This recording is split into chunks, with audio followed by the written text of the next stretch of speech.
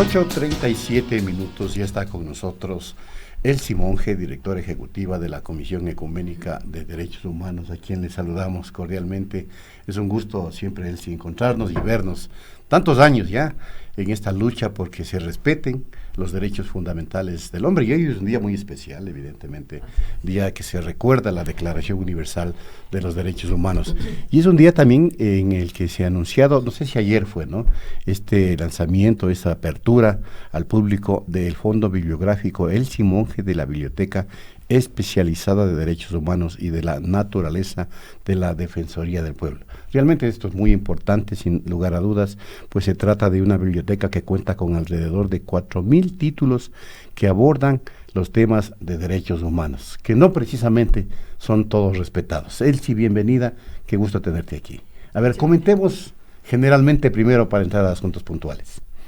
Sobre el Día de los Derechos Humanos. Bueno, estamos celebrando, como ya se mencionaba, ¿no?, el 71 aniversario de la Declaración Universal de Derechos Humanos, y yo creo que es importante recordar que esta declaración se la elaboró con el trasfondo de la Segunda Guerra Mundial. Es decir, el propósito era para evitar la barbarie y buscar un convivir armónico entre los pueblos, ¿no es cierto? Y entonces a los 71 años de esa declaración uno se pregunta, bueno, ¿la humanidad ha avanzado en lograr estas aspiraciones? Porque así son, ¿no? Son visiones de justicia, de igualdad, de libertad, que es el fundamento, ¿no? Yo digo que ha habido avances, no cabe duda, y como dicen, una de cal y una de arena, ¿no es cierto? Pero siempre es el abuso de poder, el manejo del poder, ese es está al centro de las violaciones a derechos humanos, y que eso unas veces se agudiza, otras veces baja un poco, pero siempre está. Entonces, en ese sentido, yo creo que sí ha habido avances, pero lo importante es que tengamos claro que la concreción, los logros que ha habido a través de la historia ha sido debido a la lucha social. Es decir, que los derechos humanos son conquistas de los pueblos por que se concreten sus derechos, que no queden en papel mojado. Que están transversalizados por los poderes políticos, ¿no? En los diversos países del mundo, ¿no? Y en América Latina no se diga. Claro que sí. Dependiendo del poder político, se violan menos o más, digamos, los derechos humanos. Así es el manejo del poder, es el manejo del poder. Hermana Monge, Ecuador todavía enfrenta problemas crónicos en materia de derechos humanos, esto de acuerdo al informe Human Rights Watch 2019, incluidas condiciones deficitarias en los centros de detención, por ejemplo, leyes que otorgan a las autoridades amplios poderes para coartar la libertad y la independencia judicial, y restricciones significativas en el acceso por parte de mujeres y niñas a la atención en salud reproductiva, y también casos de violencia, ¿no? ¿Esto significa que ha habido un retroceso en materia de derechos humanos, usted cree, en el país? Bueno, yo creo que en la década anterior era evidente, ¿no es cierto?, que las libertades sí fueron restringidas al máximo, digo yo. Pero el gobierno ha hecho prácticamente lo mismo. Sí, y continúa. Sí. Es decir, que es el punto más preocupante era eso, ¿no? La libertad de expresión, libertad de movilización, libertad de reunión y demás. Ahora, pienso que estos estallidos sociales que hay que hemos experimentado en América Latina en estos últimos tiempos, se debe a eso, está evidenciando que el sistema en que vivimos ya no da más, que aumenta la desigualdad.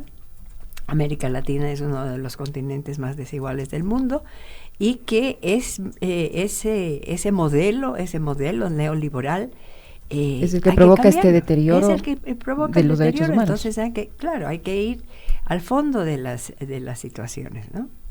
¿Por qué los estados no entienden esto? Porque son décadas de lucha en que hemos estado, digo, y me incluyo, peleando porque se entienda desde el poder central de qué es el sistema estructuralmente el que viola los derechos humanos, pero no entienden. Esa es Seguimos en la misma. Porque hay poderes económicos y políticos tan grandes que, como digamos muchas veces, una transnacional tiene más poder que el propio Estado. Ajá. Entonces son ellos los que están moviendo los hilos. Y yo creo que, bueno, la esperanza está en no abandonar la lucha, digo yo. Claro, no queda otra, ¿no? No queda otra. ¿Y en qué momento entonces las sociedades se convierten en los actores fundamentales para que esto al menos se respete y vaya profundizándose en la conciencia ciudadana precisamente de que esos derechos deben efectivamente ser respetados? Sí, yo creo que en cada país con su particularidad, pero que hemos visto, ¿no es cierto?, que hay ya una movilización multitudinarias que significan toma de conciencia. Uh-huh. Entonces yo creo que por ahí va la cosa, ¿no? Toma de conciencia naturalmente siempre pacífica, es decir, la violencia no resuelve nada. Pero muchas veces esa violencia es provocada también. Yo me acuerdo tantas veces cuando estábamos en las marchas del 10 de diciembre o muchas otras, que no había problema hasta que no salga la policía. Claro. Ya se ve eso, ya hay un temor, una reacción negativa, ¿no? Entonces, yo pienso que lo que se ha visto, y ahí rescato también, bueno, en Chile, yo creo que esto comenzó desde antes con una participación muy amplia de la juventud. Yo creo uh-huh. que eso de los jóvenes son los que son la esperanza, si es que canalizan ese gran potencial energético que tienen, una energía, una creatividad, un idealismo, que no se dejen contaminar por el sistema y que vayan precisamente a insistir en el cambio estructural. Los estados deberían tomar en cuenta estos llamados de atención que han hecho organismos internacionales, en el caso nuestro, en el caso de Ecuador, la misma Human Rights Watch o la misma ONU, que emitió hace pocas semanas un informe preliminar en el que cita el uso desproporcionado de la fuerza y recomienda algunas acciones para evitar que esto vuelva a producirse. Los estados deben tomar en cuenta estos llamados y no responder así a la defensiva diciendo que estuvo bien lo que ocurrió, que el uso de la violencia se justificaba. Porque esto de una u otra forma influye en un deterioro de los derechos humanos. Desde luego que sí.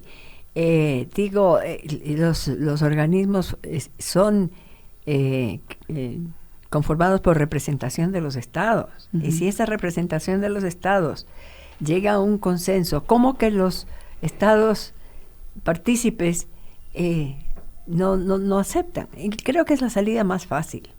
La salida más fácil es decir, no, están equivocados, o es persecución, o es diferencia política. No, yo creo que hay que insistir en que, y bueno, hasta cierto punto ha habido aceptación de que hubo uso excesivo de la fuerza, pero van y vienen. Ahora entonces los culpables son los indígenas. Y hay una exacerbación del racismo increíble. Uh-huh. Los indígenas, hagamos memoria, vinieron aquí, ellos ya anunciaban una movilización en demanda de derechos, de ser considerados con igualdad de derechos. Hicieron su marcha a Quito y en esa preparación, en ese lapso, viene el paro nacional también. Y ahí se complejiza. Pero ellos, lo primero que hicieron al llegar a Quito, al día siguiente, fue una movilización a Santo Domingo. Ellos no fueron a buscar conflicto en la Plaza Grande. No, fueron pacíficamente, hicieron su marcha, fueron a Santo Domingo, hicieron su acto, su proclama y regresaron pacíficamente. Yo creo que la gente se olvida de eso. Entonces, cuando se exacerba, hay otros grupos, claro, el paro es más bien urbano, uh-huh. De los trabajadores y todo, y se va sumando otra gente. ¿Por qué? Porque también sienten que tienen derecho a expresar su malestar. Sí, y que son han sido perjudicados en sus derechos, ¿no? Pero entonces también hay otro grupo que se dedica a actos vandálicos, pero no es la mayoría y no nace del movimiento indígena. Una vez que el conflicto y la conflagración ya se sale de cauce, y ahí ya es incontrolable.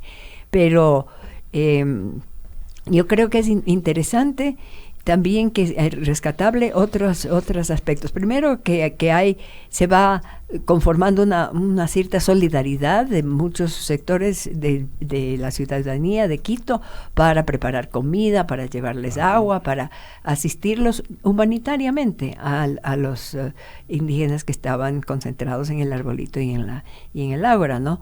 Entonces, esa solidaridad, ¿por qué? Porque veían que eran reclamos justos y porque era un problema humanitario. Ellos se enfocaban en eso.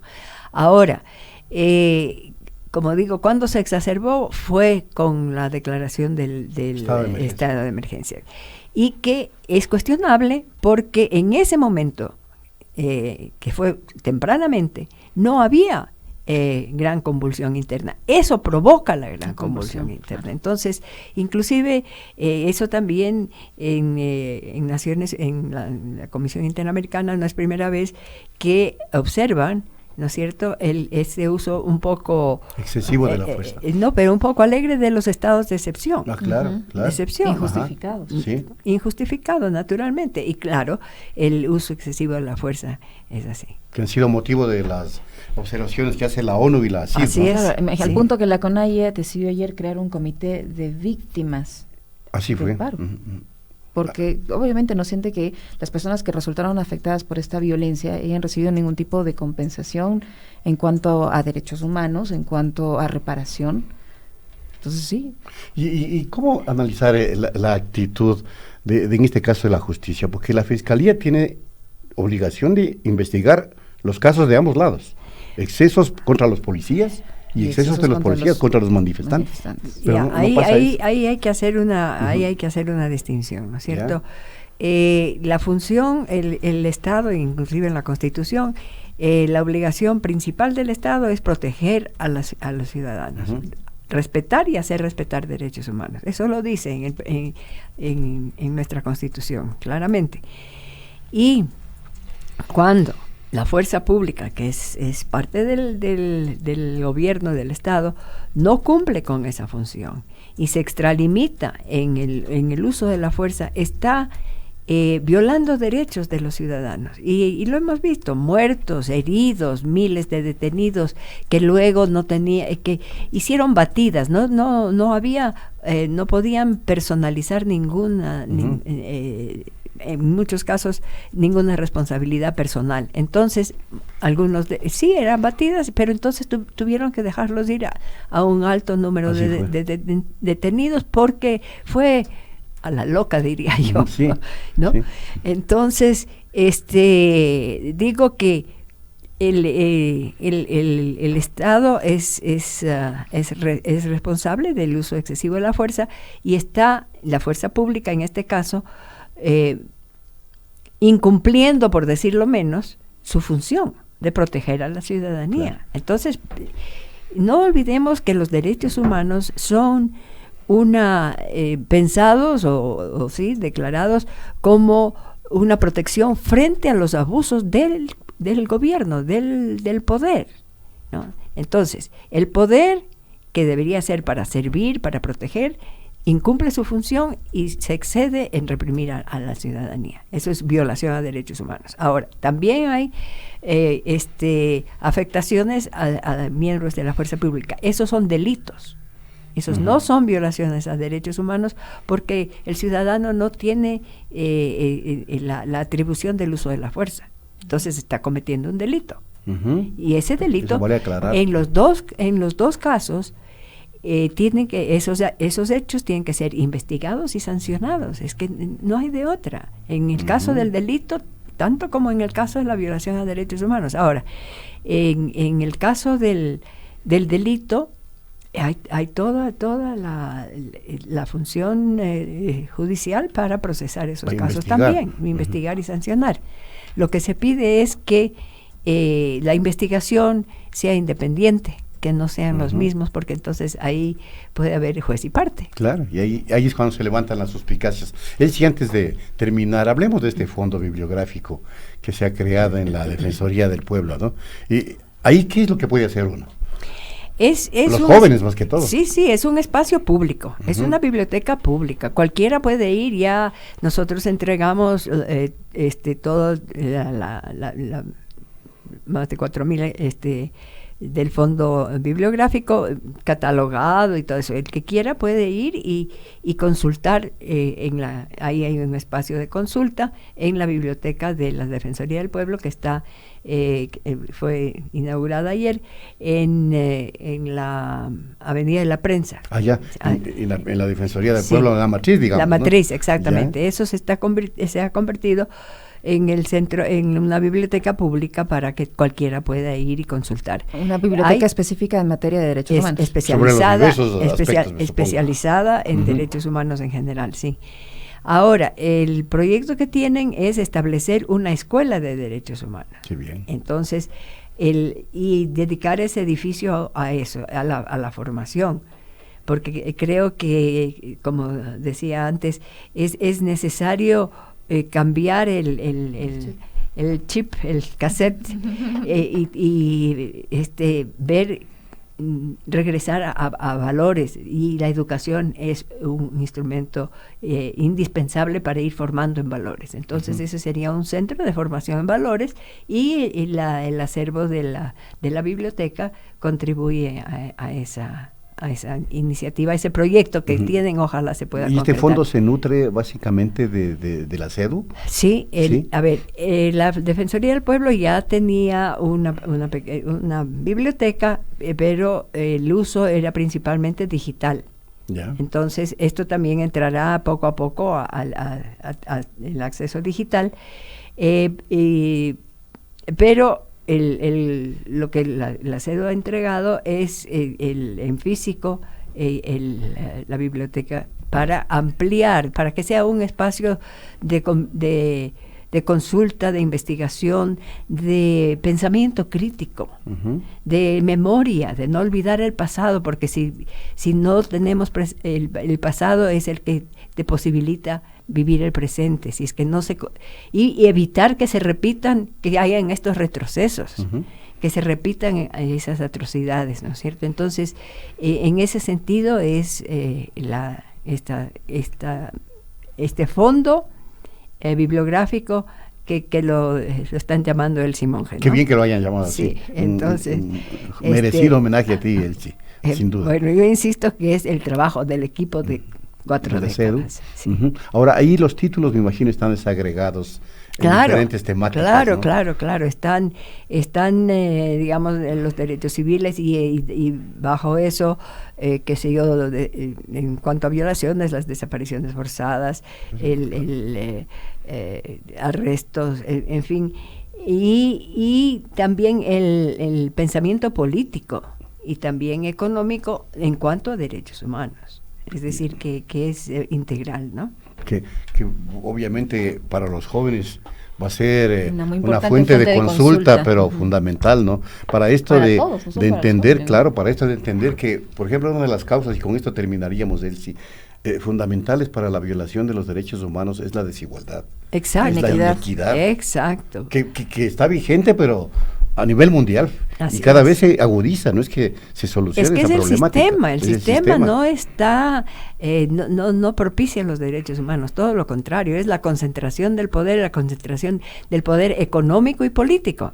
Entonces, eso es lo que hay que desentrañar, estudiar y proponer caminos para crear algo nuevo, para la transformación. Eso es lo que queremos. Y en esa lucha hay que estar de manera permanente toda la vida, como siempre hemos sostenido.